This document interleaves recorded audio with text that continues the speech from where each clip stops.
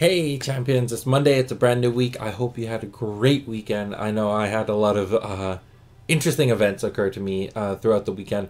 So I'm excited to sit down and get work done. Today I'm working on the Patreon packages. So if you're wondering, you're a Patreon member, you're wondering where your package is, this is what's happening. So I'll give more information to the Patreon members on the Patreon website. But I'm putting together the packages today, so hopefully I can ship them out tomorrow or the day after. What else is happening? Okay, so big thing that's happening, and I keep on forgetting to make more announcements about this, give you more lead time to kind of set things up. But tonight is our monthly roundtable happening on Zoom from 6 p.m. to 7 p.m. I will leave more information in the description to this video, so if you're interested in joining for a general conversation about Genesis, then come join us. I will be, because I think we have a larger following, I'll be asking questions in the weight room chat about Genesis stuff, just to confirm you are someone who's actually here to listen about Genesis, or if you're just, I know there are a lot of times bots who come into Zoom call, or people who are very disruptive, and I want to prevent them from having access to this chat with us. So that's happening tonight. I hope you have the opportunity to join us. I hope you come with some questions prepared, topics you want to discuss. I know 1 hour may not be enough time for some of the topics. Sometimes it's too much time and we don't know what else to talk about. So bring your topic regardless, and we'll go from there and see how things kind of go. It's been fun. I've enjoyed all the roundtables up to this point, so I'm looking forward to how tonight's goes. Alright, and anything else? I know Ben put out a video. I haven't watched it yet. Again, I'm still behind catching up on these things, and his videos always come out at midnight, so it's hard for me to get to them before sitting down to film this vlog. So I'll leave a link to it. It's gameplay video, which, you know, is always useful. And I think that's all the updates that I have. There is a couple of topics that are surging through my head, and I do want to talk about those, but I want today's vlog, your big takeaway from today's vlog should be about the roundtable tonight, and then tomorrow I'll start talking about some of these other topics. Alright, so what's our spotlight card for today? It is the Necrolich. I can't believe I haven't gotten around to talking about this one yet. It's a great card with so much going for it. And I really think we should sit down and talk about pros and cons of this card and things I wish we never did. Let's start with that artwork. The artwork from Damian, absolutely amazing. So some of the things, we looked at this at the Kabus artwork, is how do we tie in what the card's doing functionally into the artwork of the card? One of the things about Necrolich is when it enters the arena, and we'll talk about its mechanics later on, but when it enters the arena, it searches through your memories, grabs a summon, and brings it into play. So we need to show this depiction of Necrolich reading Rain's mind and bringing forth the summon that Rain from Rain's memories. So I think that information is correlated really well. I think Rain looks absolutely slick in this piece. It's so nice. And as always, we have the shadows of the Ancient Ones kind of swirling around Rain.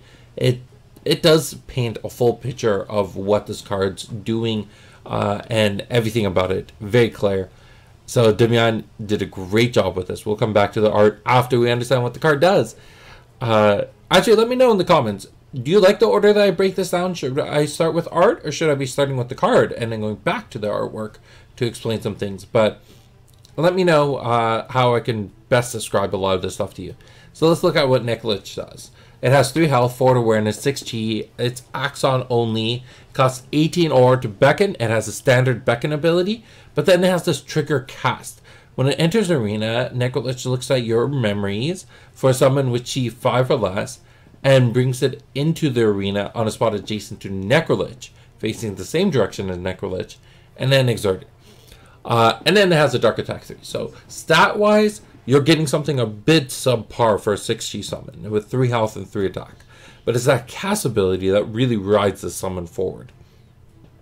So, how does this cast ability play into things? Well, generally in Genesis, we do not like cards that mess around with your memories, because anything that can draw things out of the memories, anything that could take cards from the memories, bring it back into the timeline, it really works in contrast or in opposition with the energy costs.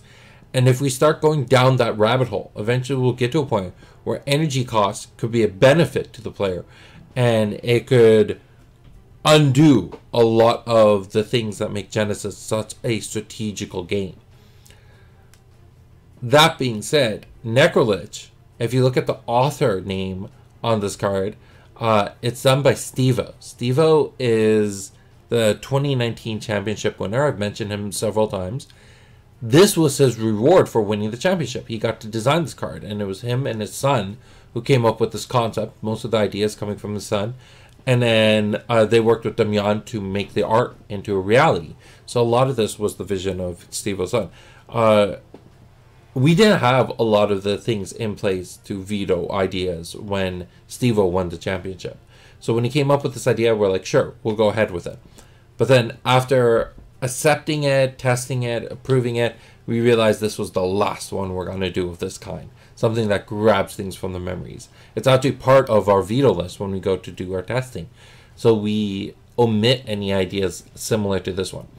Why does this cause such a pain point? Well, now moving forward, any summon we ever create with 5G or lower, it has instant synergy with Necrolich. And getting that card into your memories is not difficult. From your hand, you already have Combust, you already have Living Shadows. So you have easy ways to get that card from your hand, from your thoughts, straight into your memories. Getting it from your timeline to your memories, well, you already have energy cost. And that can really pull into that. And then on top of that, since it's 5G or lower, these are the easiest cards to put into your timeline at high volumes. So now all of a sudden, every single card we create, if we ever want to make a 5G card that pushes the boundary, does something really unique, it now instantly has to be hampered and held back because of Necrolich. It's because of Necrolich that all future 5G cards cannot be as good as we want them to be.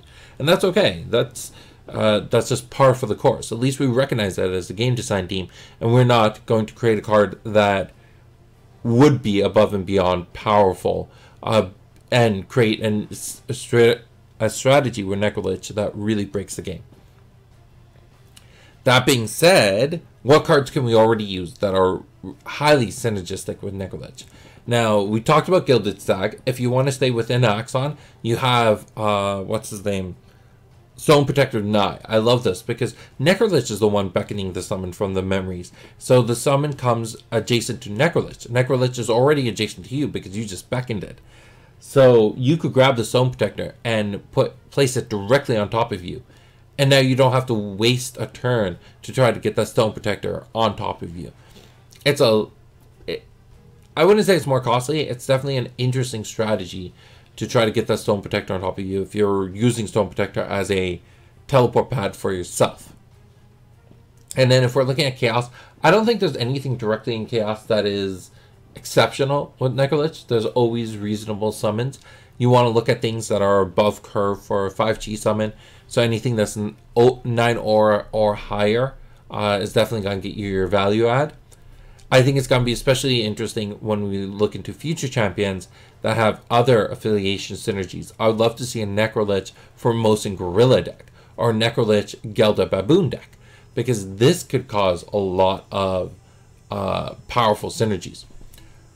So those are the things that I think about when it comes to Necrolich.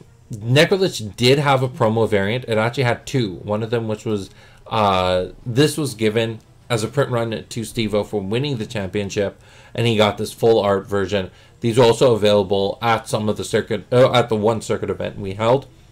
There's another promo version, which was more like how we do our current round of epics in JLR 2nd edition. So actually, it's more like the Raise epics, where it has the ability names but none of the reminder text. As the game kind of grew, we realized that the reminder text became more and more essential as we had newer and newer players. this holds back what we can do with epics. Unfortunate, but we still do little tweaks to try to make those epics feel better. So I think the future rounds of epics will feel a lot nicer than the current J2. I think the J2 versions of epics are the weakest. This promo version, I'm pretty sure this is the one that was given to all the circuit winners who, the top players at the circuit event, and the full art version was given to people who bought spent a certain amount of money or more at the store. So our circuit events, a big key to them is we're trying to promote that local game store of just having a day of influx of cash flow, so that hosting the event was very valuable to them. We're not looking at making a lot of profit ourselves. Actually, all the money goes back to the retail store. Our hope is that we make our profit, our money from that retail store needing to reorder inventory. So when that store reorders, then we start seeing cash flow trickle through all the supply chain. But the goal is to help that store churn through the inventory that they have. And that's everything I have to talk about Necrolich. We can go back to that artwork so you can get a feel for what I was talking about with the Necrolich now coming adjacent to Rain. It's being beckoned behind Rain, reading Rain's mind, and then beckoning a summon behind it. This is, I think you get the mechanics into the flavor of this artwork very clean.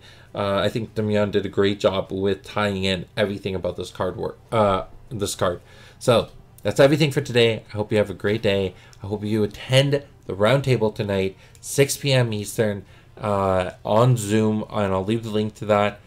And it's just come ask questions, talk game design, talk future Genesis, talk about your favorite artwork, and things we should be doing as a company that we should be adding to our backlog of never-ending things to do.